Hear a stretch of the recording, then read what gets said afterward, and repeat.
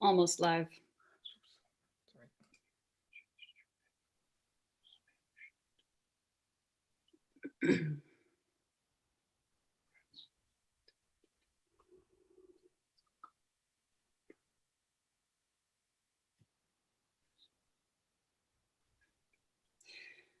Well, good evening, everybody.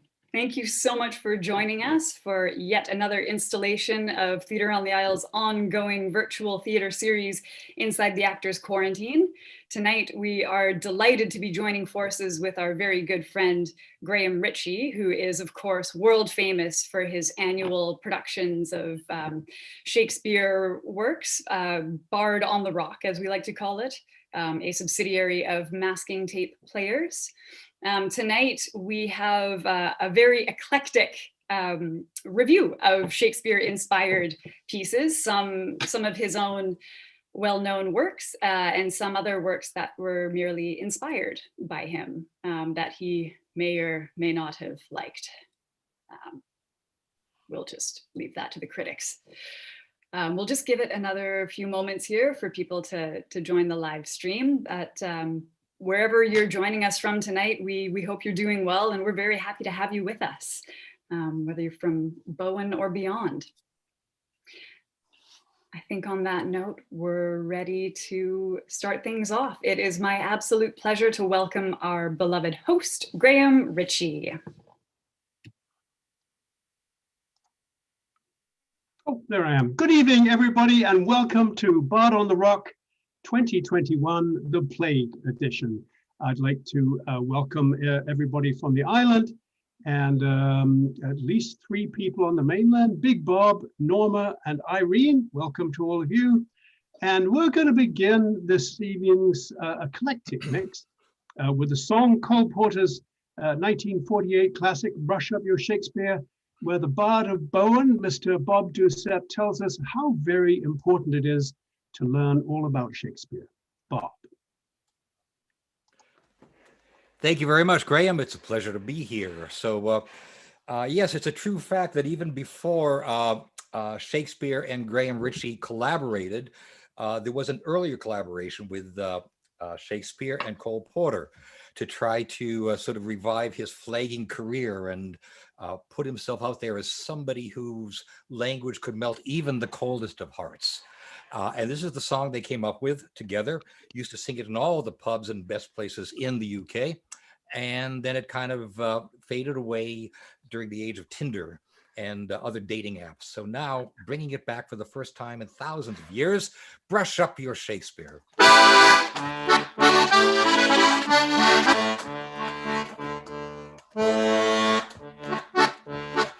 Oh, way to go, do, do, do. Oh, the girls today go. Oh, the girls today in society go for classical poetry. To win their hearts, one must quote with these Aeschylus and Euripides. One must know Homer, believe me, bro. Sophocles and Sappho, ho, ho, unless you know Shelley and Keats and Pope. Dainty Debbies will call you a dope, but the poet of them all, who will stardom simply raven, is the poet people call the Bard of Stratford-on-Avon. Brush up your Shakespeare, start quoting him now.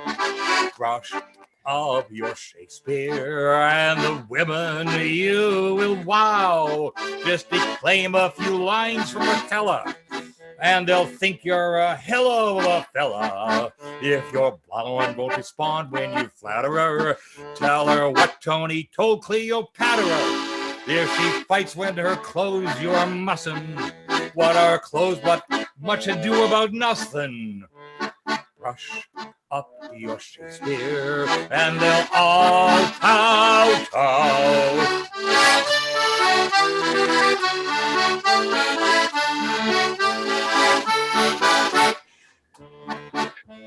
It's an old Morris pub song. Brush up your Shakespeare, start quoting him now. Brush up your Shakespeare, and the women you will wow. When the wife of the British ambassador takes a crack out of Troilus and Cressida, if it says she won't buy it or like it, make her like it what's more as you like it. If she says your behavior is heinous, oh yeah, kick her right in the Coriolanus. Brush up your Shakespeare and they'll all kowtow.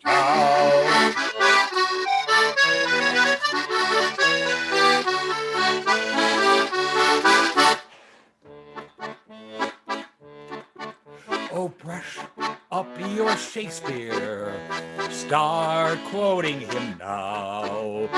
Brush up your Shakespeare and the women you will wow. If you can't be a hand to Hamlet, they will not give a damn or a damlet. Just recite an occasional sonnet, and your lap will soon have honey on it. When your baby is pleading for pleasure, just let us sample your measure for measure. Brush up your Shakespeare, and they'll all kowtow. They'll all kowtow. And they'll all kowtow. True story. Thank you. Thank you very much, Bob. That was fantastic. Very, very educational. Much appreciated. Playwright Tom Stoppard always thought that Shakespeare had been very unfair to two of his characters in Hamlet. Rosencrantz and Guildenstern are mocked and humiliated from their very first appearance until their early and unlamented deaths. So Stoppard, taking pity, wrote a play especially for them.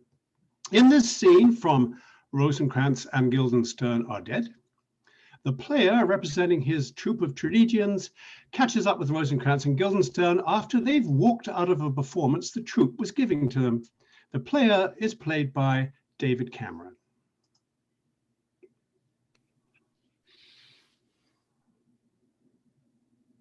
We can't look each other in the face.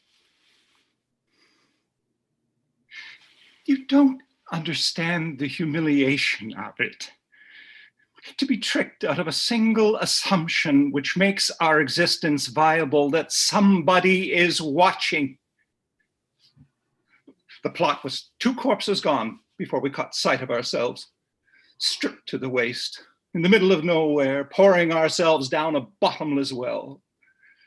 There we were, demented children, mincing about in clothes that no one ever wore, speaking as no man ever spoke, swearing love in wigs and rhymed couplets, killing each other with wooden swords, hollow protestations of faith, hurled after empty promises of vengeance, and every gesture, every pose vanishing into the thin, unpopulated air. We ransomed our dignity to the clouds, and the uncomprehending birds listened. Don't you see, we're actors. We're the opposite of people.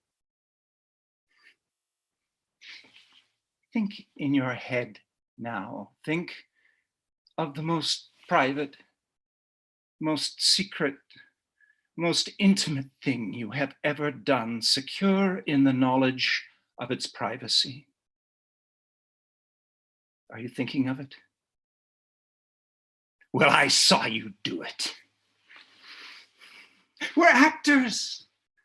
We pledged our identities, secure in the conventions of our trade, that somebody would be watching. And then gradually no one was. We were caught high and dry. It wasn't until the murderer's long soliloquy that we were able to look around. Frozen we were in the profile. Our eyes searched you out, first confidently, then hesitantly, then desperately, as each patch of turf, each log, each exposed corner in every direction proved uninhabited.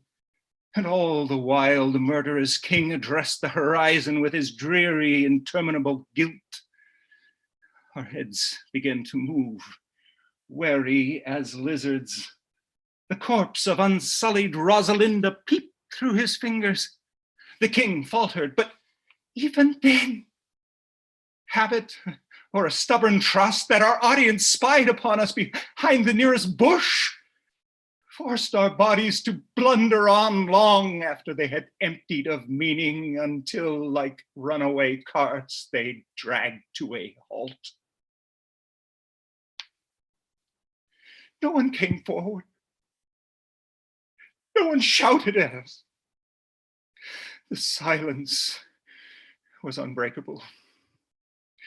It imposed itself upon us. It was obscene. We took off our crowns and our swords and our cloth of gold and moved silent on the road to Elsinore.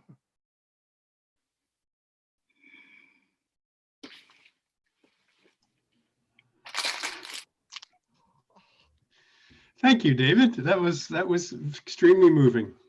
Now you can turn off your video. Thank you.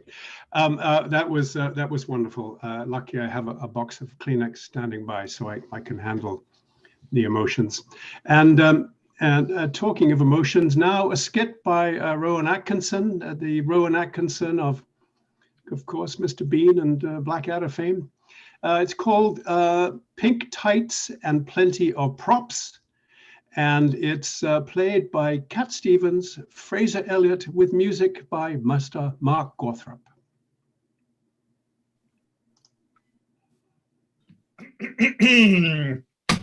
Right. Good evening, everyone. Settle down now, please. For those of you who do not know me, I am Graham Ritchie, a highly sought-after director, acting coach, and part-time community college professor. Now, as you may know, we were hoping to have Mr. Jeremy Irons with us this evening, talking to us about acting in the cinema. However, Mr. Irons has had to cancel due to an unforeseen awards ceremony. But I have been able to procure the services of a local actor, one Mr. Bernard Hopper, who was fortunately not busy. Now, it is my pleasure to read for Mr. Hopper as he illustrates alongside his accompanist, Mr. Reginald Fingers Posay, his own lecture on Shakespearean acting entitled The Actor's Art.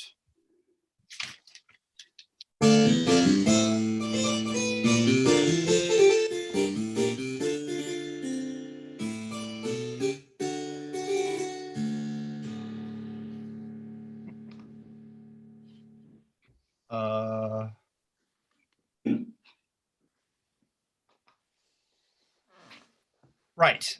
The Actor's Art by Bernard Hopper.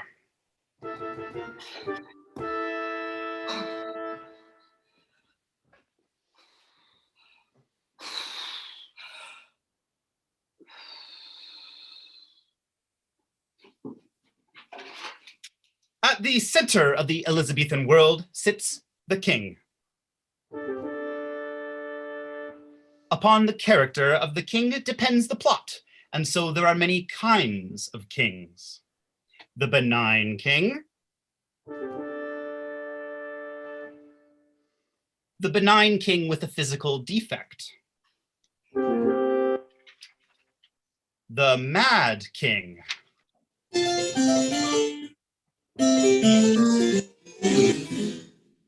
the evil king,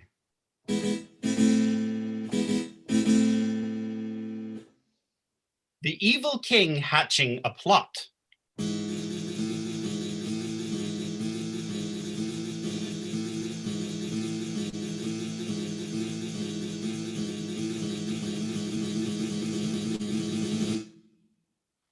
the mad king hatching an egg,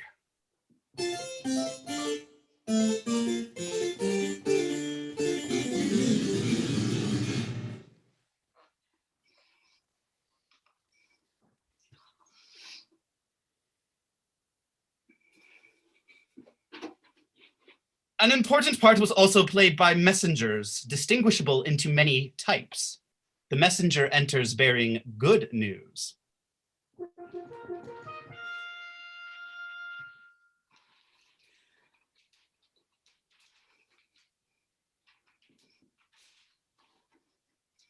The messenger enters bearing bad news.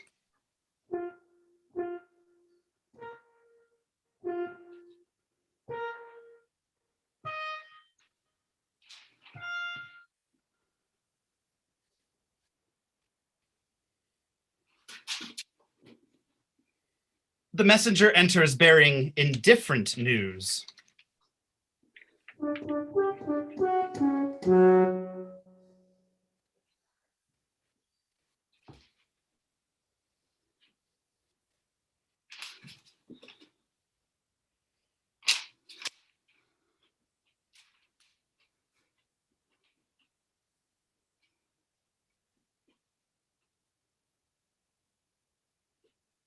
The messenger enters bearing bad news, which he thinks is good news.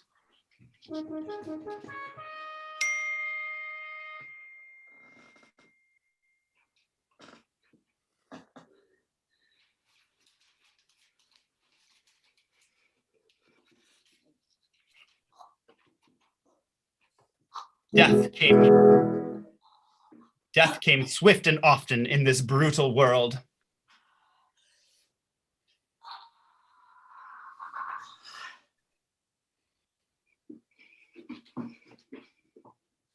Death could come at the hands of a total stranger.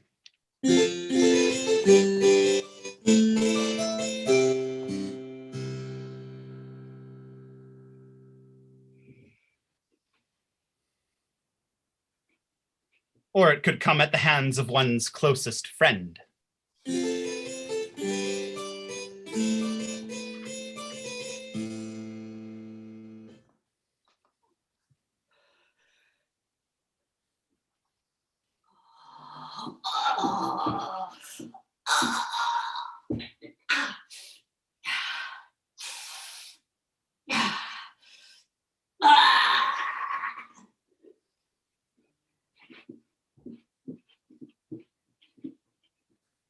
Poison was particularly popular, applied to the frothing cup of ale of the unsuspecting victim. First, we look at the simple poisoning kill.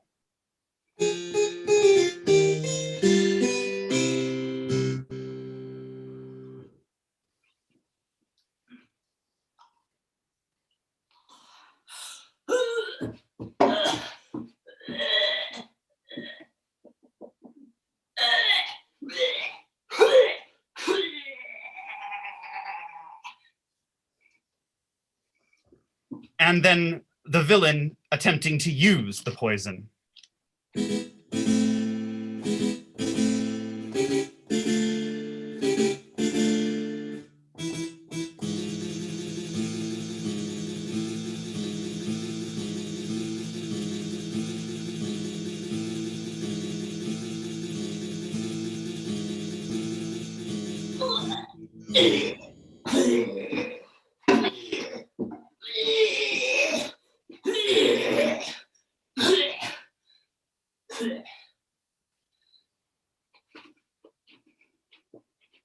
But in the end, all of these are merely devices amounting to nothing whatsoever without the plot.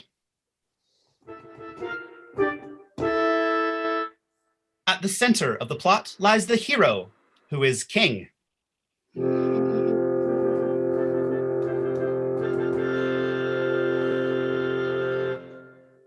He has a twin brother.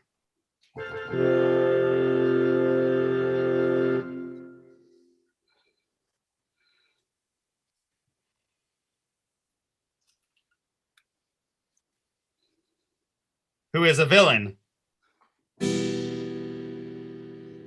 with a physical defect. War comes and the hero must lead his men into battle.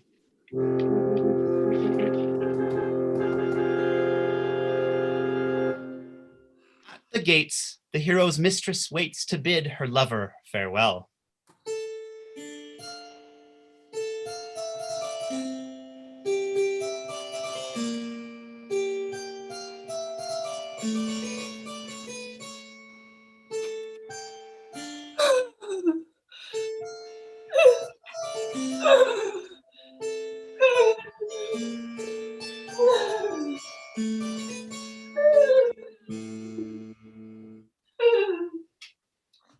And the villain's mistress bids her lover farewell also.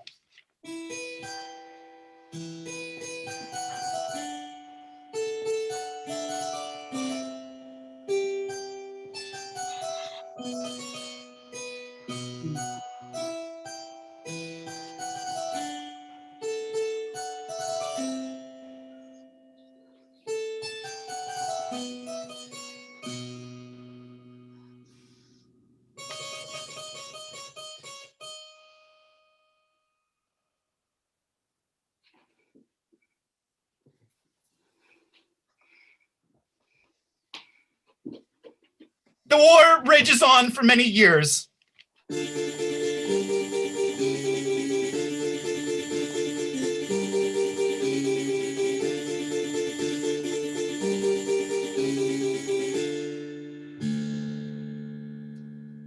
Until at last, the messenger arrives with the bad news of the death of the hero.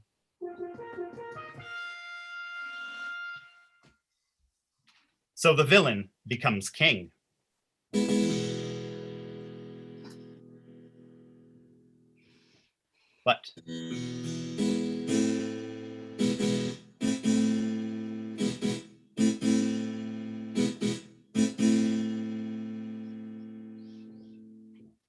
But the message was wrong. And years later, the hero returns.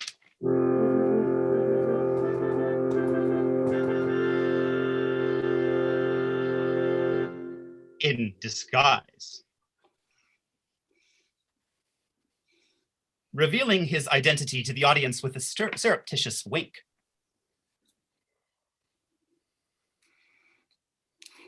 But his brother, the villain, recognizes him, and they fight.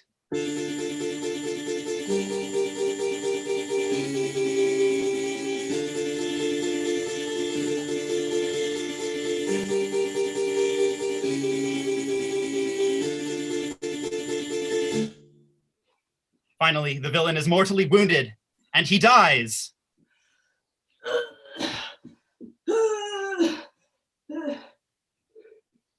In character.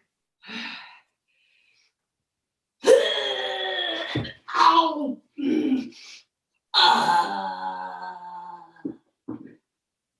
Our hero wins his rightful throne and celebrates with a frothing cup of ale found by the side of his brother's throne.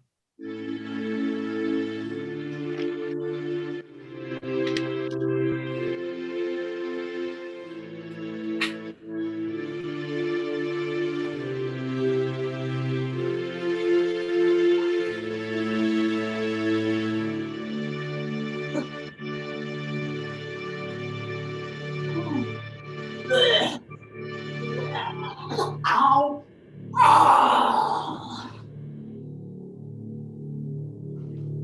The Actor's Art by Bernard Hopper.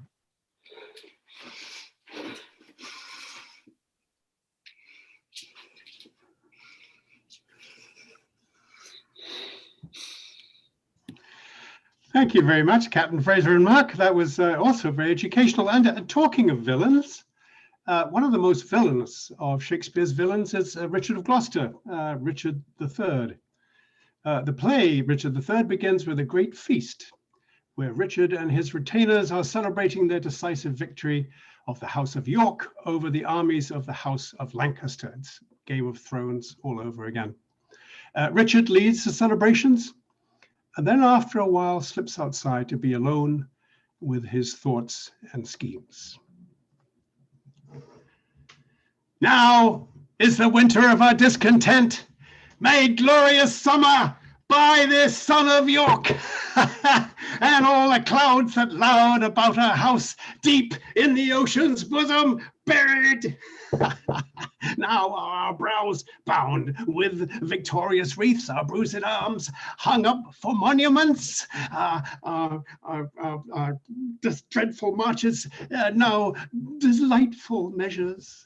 Grim visage war have smoothed his wrinkled front, and now instead of mounting barbed steeds to fright the souls of fearful adversaries, he capers nimbly in a lady's chamber to the lascivious pleasings of a lute.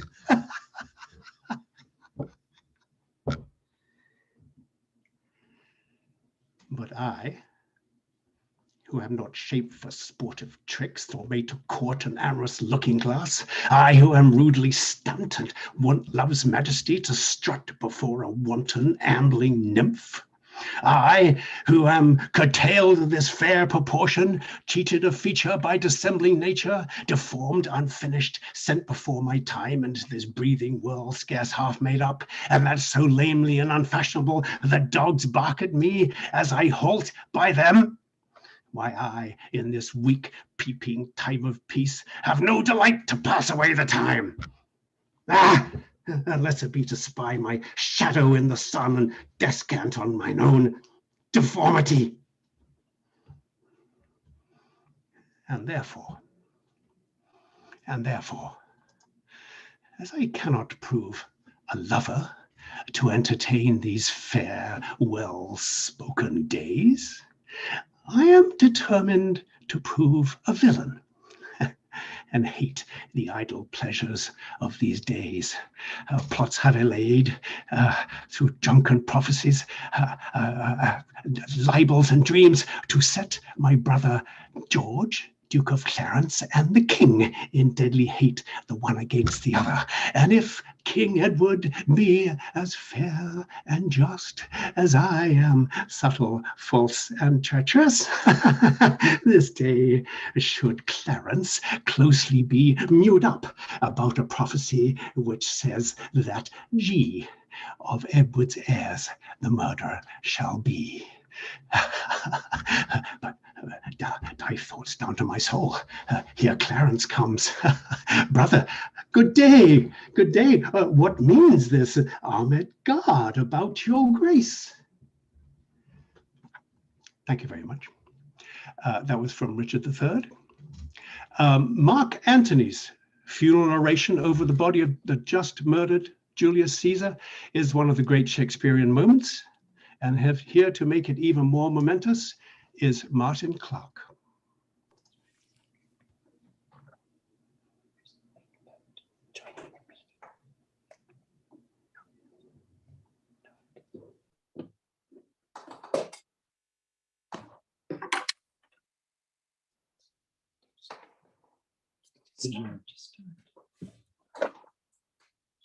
If you have tears, prepare to shed them now. You all do know this mantle. I remember the first time ever Caesar put it on. It was on a summer's evening in his tent. That day he overcame the nervi. Look, in this place ran Cassius' dagger through. See what a rent the envious Casca made. Through this, the well-beloved Brutus stabbed. And as he plucked the cursed steel away, mark how the blood of Caesar followed it, as rushing out of doors to be resolved, if Caesar so unkindly knocked or no. For Brutus, as you know, was Caesar's angel. Judge, O you gods, how dearly Caesar loved him. This was the most unkindest cut of all. For when the noble Caesar saw him stab, ingratitude, more strong than traitors' arms, quite vanquished him, then burst his mighty heart. And in his face, muffled in his mantle, great Caesar fell. Oh, what a fall was there, my countrymen. Then I, and you, and all of us fell down, whilst bloody treason flourished over us. Oh, now you weep, and I perceive you feel the dint of pity. These are gracious drops. Kind souls, what weep you when you but behold our Caesar's vesture wounded? Look, here is himself, marred, as you see, with traitors.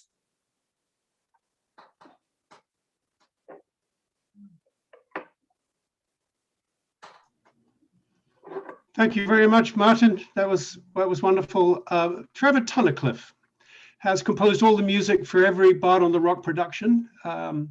Here's two of his songs for Twelfth Night, the play we were supposed to do this year, but now we're going to do next year. With Trevor Tunnicliffe, it's Rebecca Tunnicliffe, Tanya Vormey de Swart, and Lois Belloc with two songs, O Mistress Mine and The Rain It Raineth.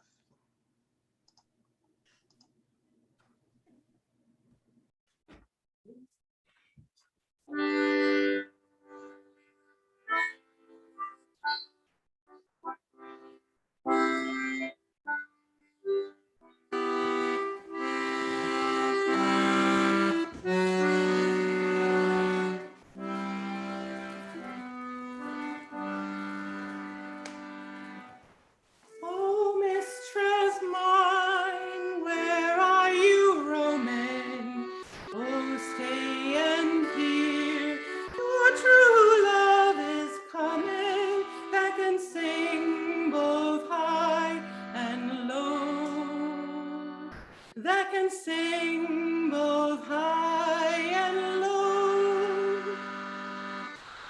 Trip no further, pretty sweeting, journey's end in lovers meeting. Every wise man's son doth know. Every wise man's son doth know. What is love? 'Tis not hereafter. Present mirth, a present laughter. What's to come is still unsure.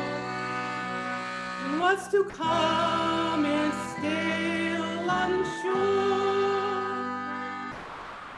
In delay there lies no plenty.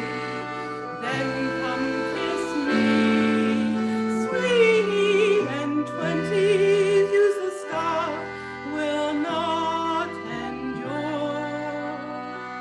Use the stuff will not endure.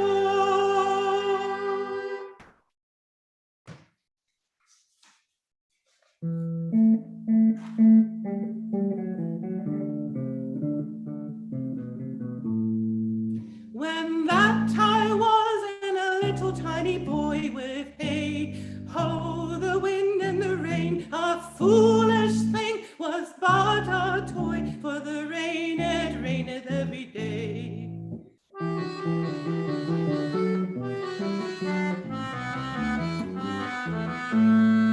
But when I came to man's estate with hay ho, the wind and the rain, rains, knaves and thieves, men shut their gates, for the rain it raineth every day.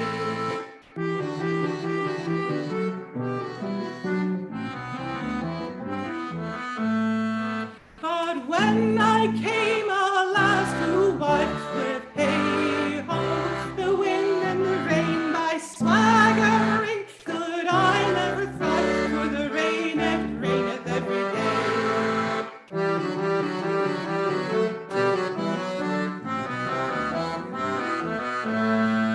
A great while ago the world begun with hay ho, the wind and the rain, but that's all one. Our play is done, and we'll strive to please you every day.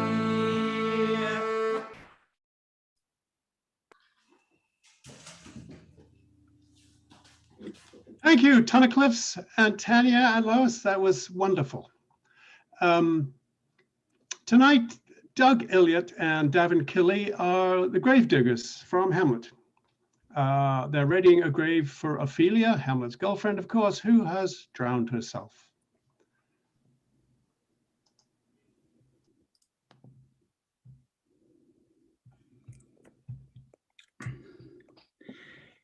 Is she to be buried in Christian burial that wilfully seeks her own salvation? I tell thee, she is, and therefore make her grave straight. The crowner has sat on her, and he finds it Christian burial. Oh, how can that be?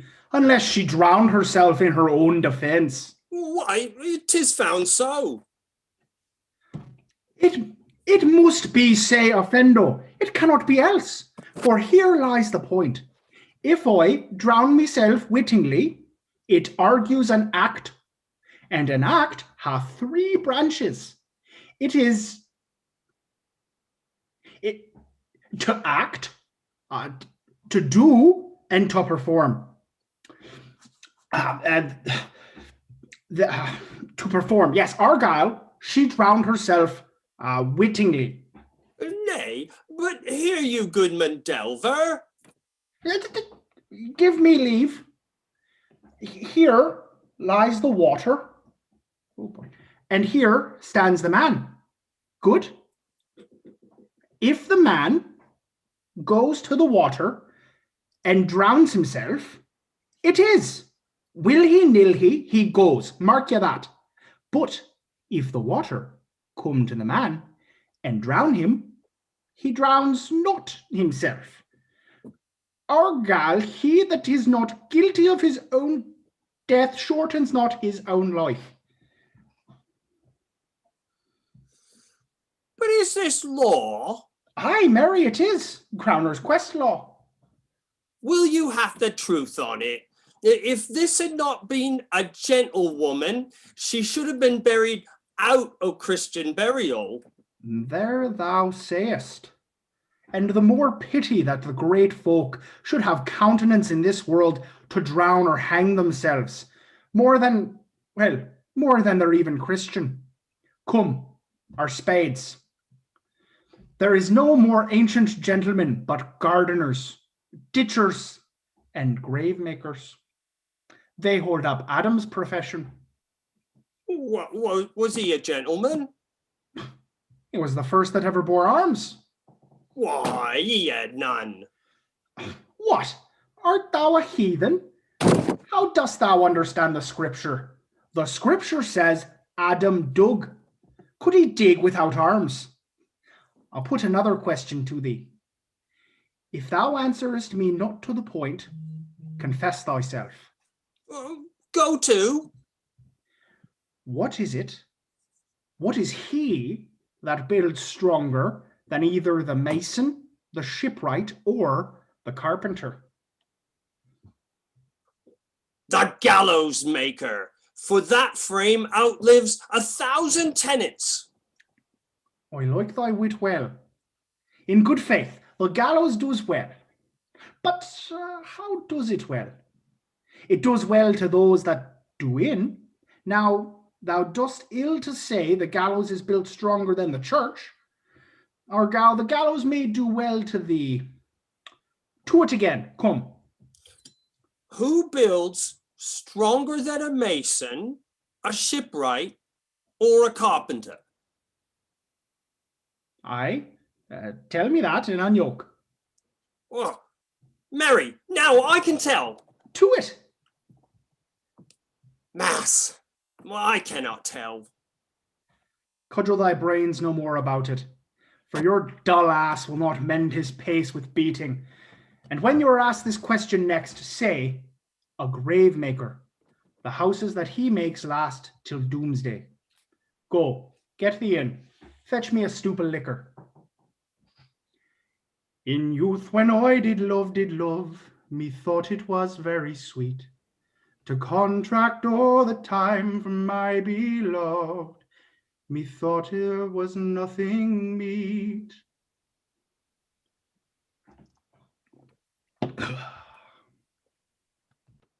Bravo, David and Doug. Thank you very much. That was very educational as well. Goodness, we're learning a lot tonight. Next up is another cut from Chopard's Rosencrantz and Guildenstern are dead. Rosencrantz and Guildenstern have just been asked by the king and queen to find out what's going on with the strange behavior of their old school friend Hamlet.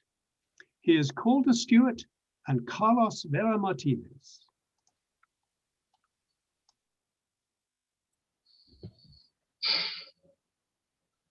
Has it ever happened to you that all of a sudden and for no reason at all, you haven't the faintest idea how to spell the word wife or house? Because when you write it down, you just can't remember ever having seen those letters in that order before. I remember. Yes?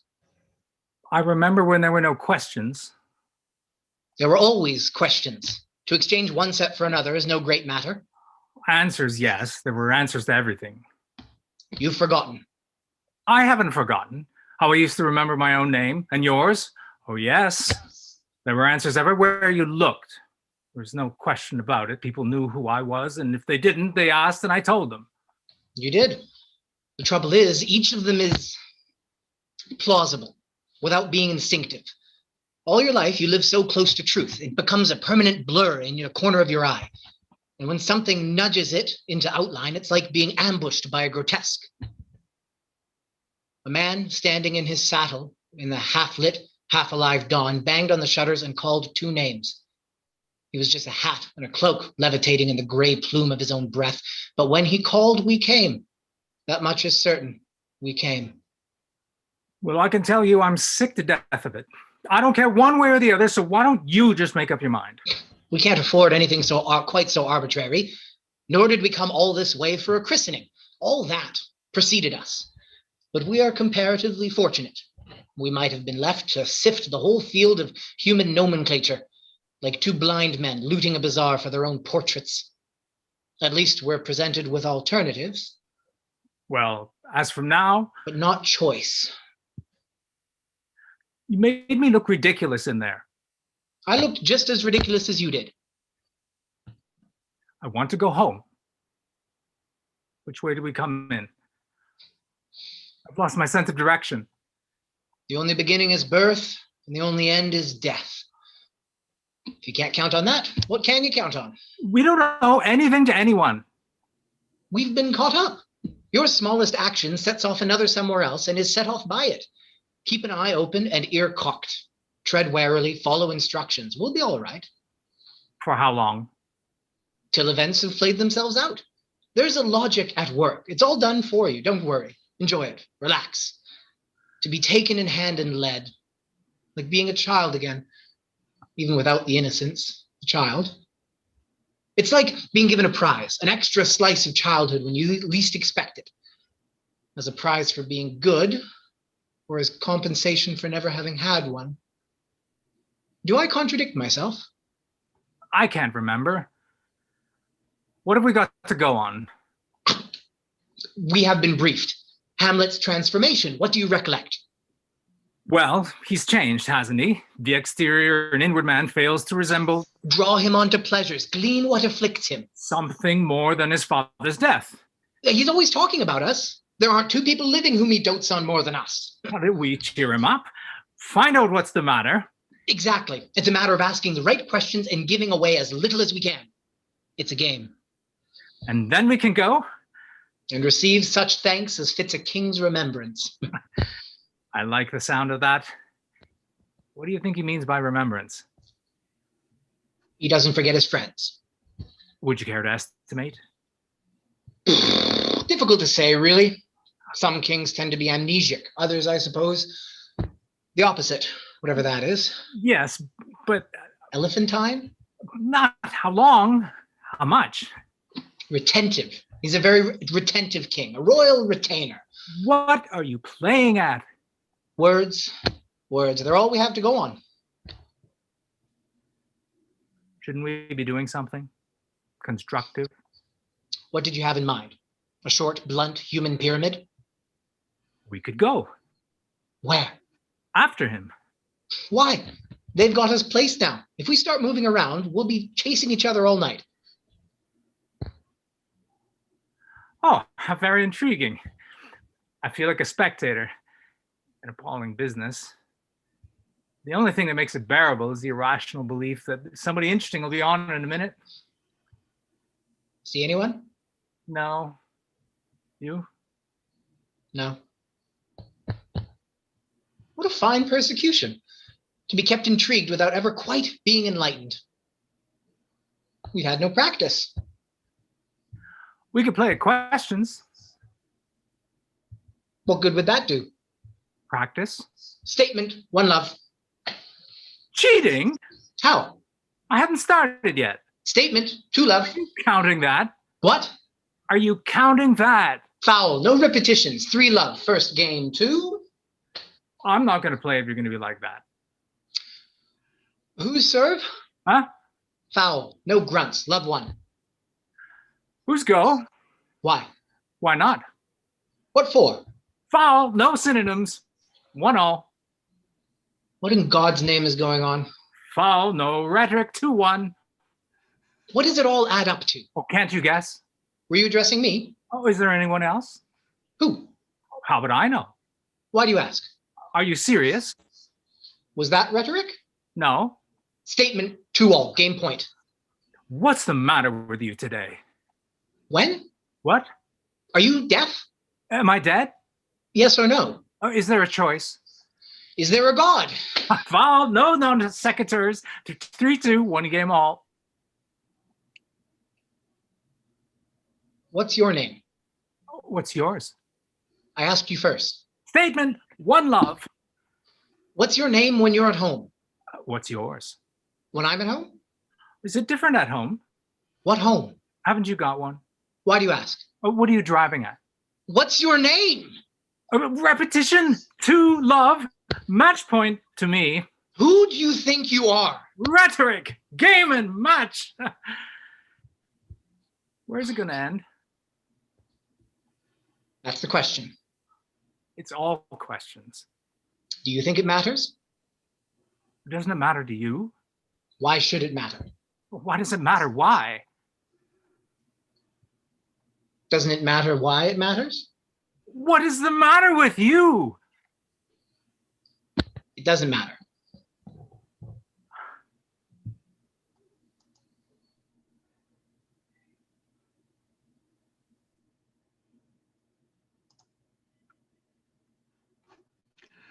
You can see why actors really like Tom Stoppard, because it's really, really deep. Thank you, Carlos and Calder. And to complete the evening, our last piece of the evening, ladies and gentlemen, is the world premiere of an original piece by Bronwyn Churcher, The Mad Women of Shakespeare, with Amanda Sabo, Sarah Cormier, Morgan Ballantyne, and Bronwyn Churcher as the bardess.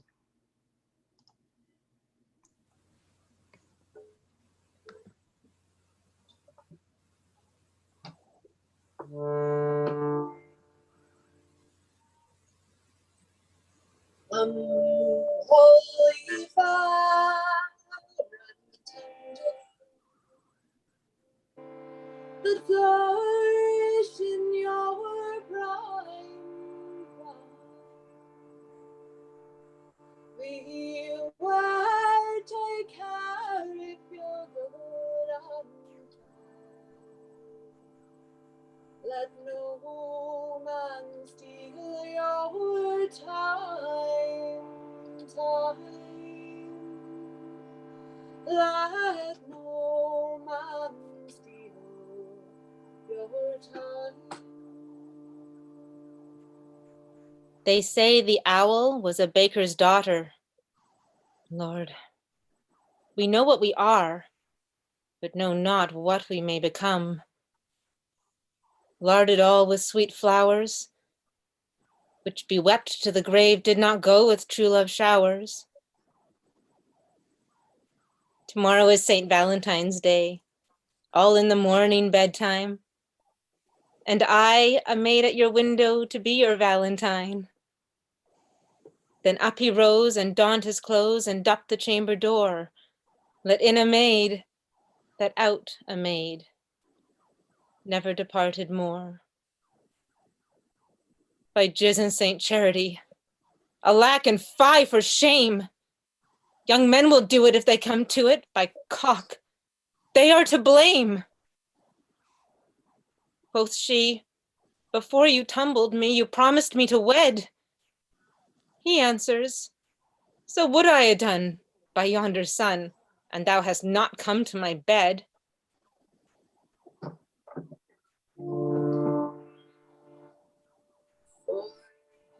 And your time it is past and gone. He'll care no more for you.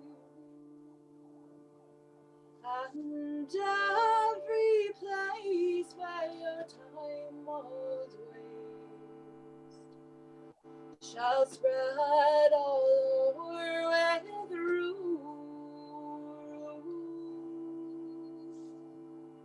Shall spread all over with rue. Oh, that's rosemary. That's for remembrance. Pray you, love, remember. There's pansies.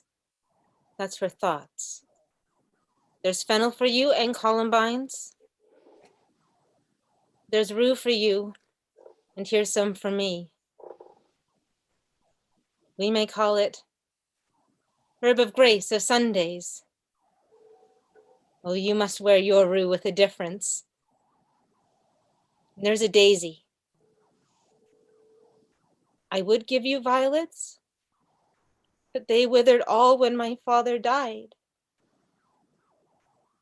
They say he made a good end. For bonny sweet Robin is all my joy. And will he not come again? And will he not come again?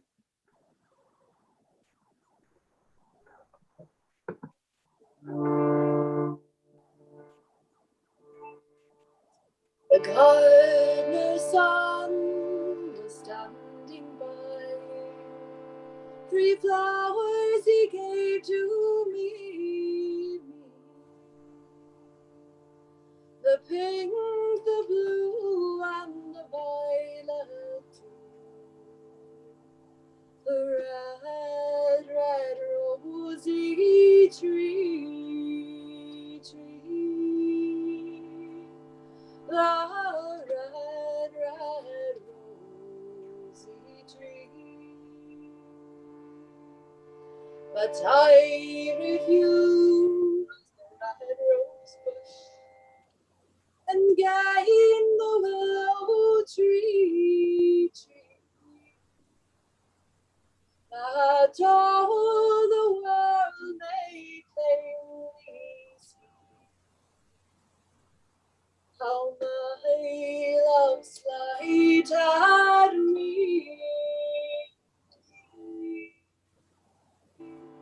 How my love slighted me. The sleeping and the dead are but as pictures. 'Tis the eye of childhood that fears a painted devil. That memory, the warder of the brain, shall be a fume, and the receipt of reason a limbic only. When in swinish sleep their drenched natures lie as in a death. Oh, my hands are of your color, but I shame to wear a heart so white. Help me hence. Knots odd, all spent, where our desire is got without content. 'Tis but safer to be that which we destroy than by destruction dwell in doubtful joy. Out, out, damn spot, out I say! 1, 2, why? 'Tis time to do it! Hell is murky, fie, O Lord, fie, a soldier and afeared. What need we fear who knows it, when none can call our power to account? The Thane of Fife had a wife. Where is she now? Where is she now? What, will these hands never be clean? No more, oh my Lord, no more of that. Come, come, come. Give me your hand. What's done cannot be undone.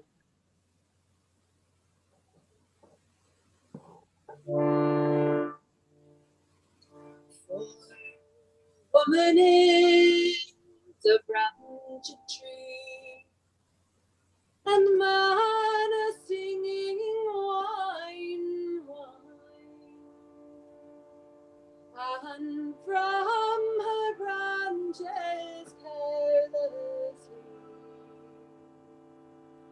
takes what he can find.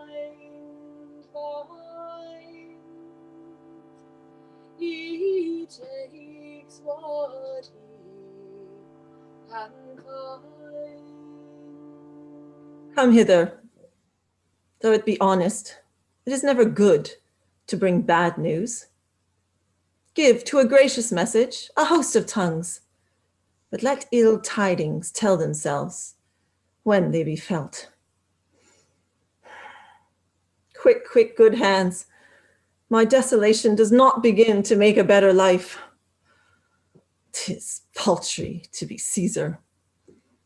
Not being Fortune, he's but Fortune's knave, a minister of her will.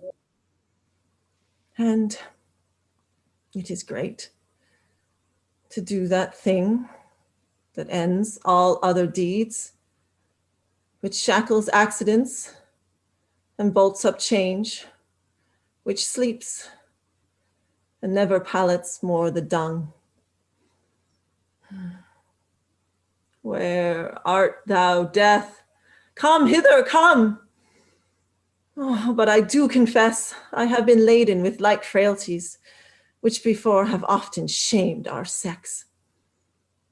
Come, come, and take a queen, worth many babes and beggars. Give me my robe, put on my crown. I have immortal longings in me. Now to that name, courage, prove my title. I am fire and air. My other elements I give to baser life. If thus thou vanishest, thou tellest the world, 'tis not worth leave taking. Come, thy mortal wretch, with thy sharp teeth, is not intrinsicate of life. At once untie. Poor venomous fool, be angry and dispatch.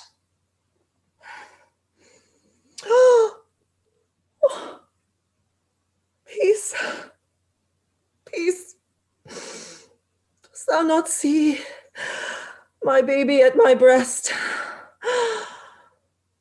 that sucks the nurse to sleep? As sweet as balm, as soft as air, as gentle as... They say the owl was a baker's daughter. Lord, we know what we are, but know not what we may become.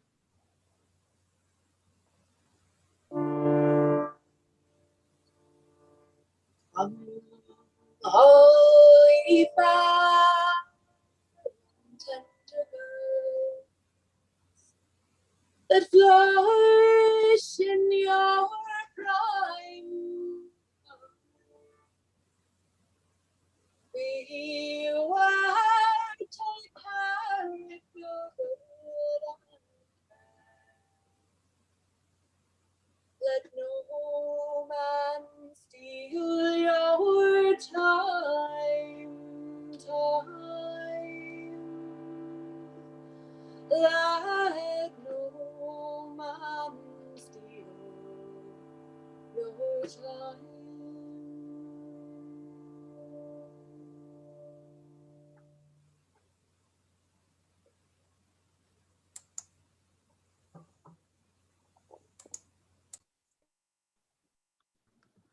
Wow.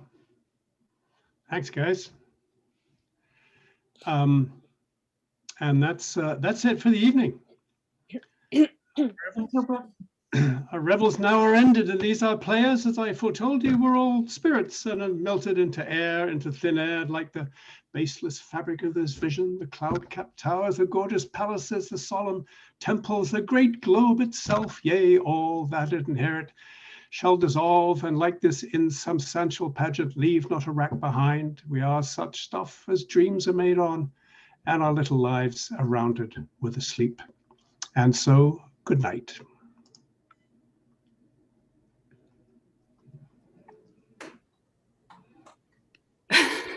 Thank you so much for hosting, Graham. Thank you to each and every one of our performers tonight. That was a fantastic, wonderful selection. I couldn't have dreamed of a better lineup and better content. Everybody had something just so brilliant. Thanks so much for tuning in. That's all we have for you tonight. We hope to see you next month on April 1st for our Day of Fools. Not a joke, we're actually doing it. Please do tune in. Everybody take care, and we'll see you again soon. Thank you.